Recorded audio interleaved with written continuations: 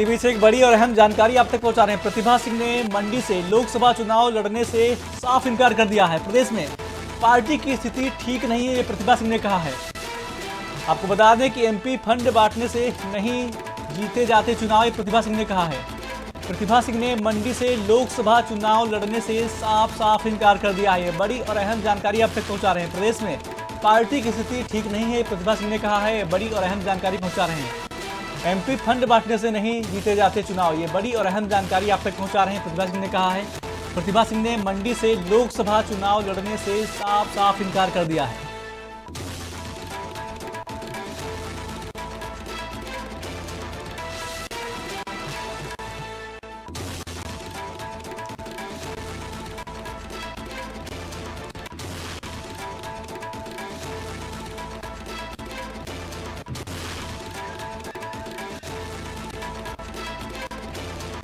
और इस खबर पर ज्यादा जानकारी के लिए हमारी ब्यूरो चीफ टीना ठाकुर जुड़ गई हैं। टीना जी, प्रतिभा सिंह ने मंडी से लोकसभा चुनाव लड़ने से साफ इनकार कर दिया है, इसको लेकर क्या कुछ वजह सामने आई है? जी बिल्कुल, देखिए संदीप की पिछले कल जो है कांग्रेस स्क्रीनिंग कमेटी की जो बैठक थी उसमें 4 नामों का जो पैनल है वो हर लोकसभा सीट के लिए तैयार किया गया था। लेकिन मंडी सीट से जो वर्तमान सांसद है कांग्रेस की प्रतिभा सिंह, वो कांग्रेस की प्रदेश अध्यक्ष भी है और इस समय जो है वो दिल्ली से लौटी हैं और उन्होंने इनकार कर दिया है चुनाव लड़ने से। उनके पीछे उन्होंने वजह यही बताई है कि जो वर्कर्स है कांग्रेस कमेटी का वो इस वक्त निराश बैठा है और जो वो बार बार कह रही थी कि मैं बार सरकार से कह रही थी कि वर्कर्स को महत्व दें, वर्कर्स के साथ मिलकर काम करें, तो अभी उनको नहीं लगता है कि जो ये सीट है इस पे कुछ ज्यादा काम जो है वर्कर्स कर पाएंगे। तो ऐसे में उन्होंने फिलहाल चुनाव लड़ने से इनकार कर दिया। और दूसरी वजह उन्होंने ये भी बताई है कि क्योंकि वो कांग्रेस की प्रदेश अध्यक्ष है तो इसलिए केवल वो लोकसभा सीट तक सीमित नहीं रह सकती हैं, उन्हें बाकी के 6 उपचुनाव भी देखने हैं, पूरे प्रदेश में भी जाना है। तो इसको लेके जो कांग्रेस के कार्यकर्ता हैं, जो पदाधिकारी हैं, सरकार है, सब में समन्वय उनको बनाना है।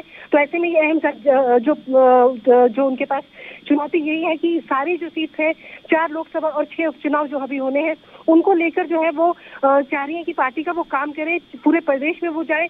तो ऐसे में उन्होंने इनकार कर दिया। उन्होंने कहा है कि हाईकमान जिसको चाहे जिनको जो सुटेबल कैंडिडेट लगता है उसको वो उतार सकते हैं, लेकिन फिलहाल उन्होंने इस सीट से जो है लड़ने से वो इनकार कर दिया है। जी बिल्कुल टीना जी, यह भी जानकारी चाहेंगे कि प्रतिभा सिंह के इस निर्णय के बाद कांग्रेस आलाकमान की तरफ से क्या कोई बयान सामने आया अभी तक?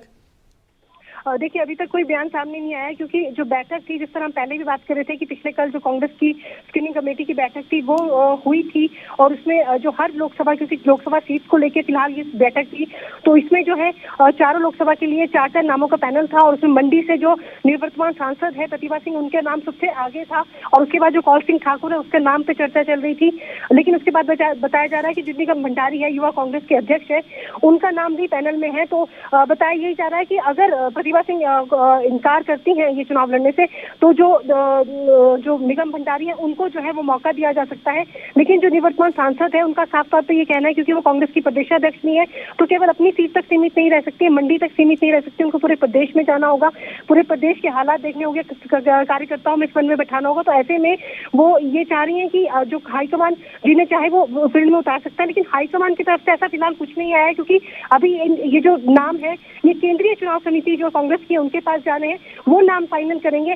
तो फिलहाल जो है 4 पैनल, जो हम ये कह सकते हैं कि जो 4 नामों का जो पैनल है वो केंद्रीय चुनाव समिति के पास भेजा जा चुका है और उसके बाद वो इन पर चर्चा करेंगे कि कौन सा सुटेबल नाम है, कौन सा जीत की संभावना जो कौन सी कैंडिडेट्स में है, वो जो नाम है वो कांग्रेस हाईकमान इसके बाद फाइनल करेगा। जी टीना जी, एक जानकारी और चाहेंगे कि उन्होंने एक और भी बयान दिया। उन्होंने कहा कि एमपी फंड बांटने से चुनाव नहीं जीते जाते हैं, इसका क्या मतलब निकालें?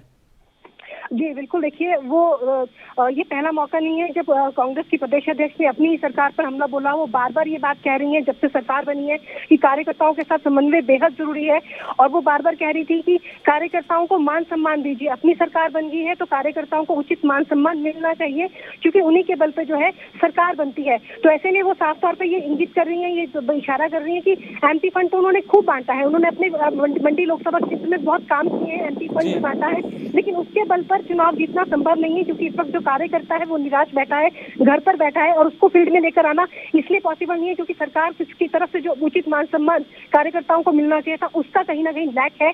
और कांग्रेस ये साफ तौर पर महसूस कर रही है कि जो लोकसभा सीट है वो निकालना अभी फिलहाल एक बड़ी चुनौती है, और उसके साथ साथ 6 उपचुनाव भी यहाँ पर होने हैं, जिनको लेकर कांग्रेस के फिलहाल जो है राजनीतिक, आप ये कह सकते हैं कि जो सियासी संकट है उससे कांग्रेस जूझ रही है। वो फिलहाल एक बड़ी चुनौती कांग्रेस के सामने अपनी सरकार बचाने की भी है। और उपचुनाव में जो है इतने सालों से ये लगातार जो 2 बार के चुनाव है, अगर हम 14 की बात करें, 19 की बात करें, क्लीन स्वीप भाजपा लेके गई है, चारों की चारों सीटें भाजपा की झोली में गई है। वो एक बड़ी चुनौती कांग्रेस के सामने ये भी है कि अपनी सरकार होते हुए भाजपा के वर्चस्व को किस तरह यहाँ पे तोड़ा जाए। जी बिल्कुल टीना जी, सही कहा आपने। हिमाचल से लेकर उत्तराखंड तक वो कई ऐसे दिग्गज हैं जो चुनाव लड़ने से पीछे हट रहे हैं। जानकारी साझा करने के लिए आपका बहुत बहुत धन्यवाद।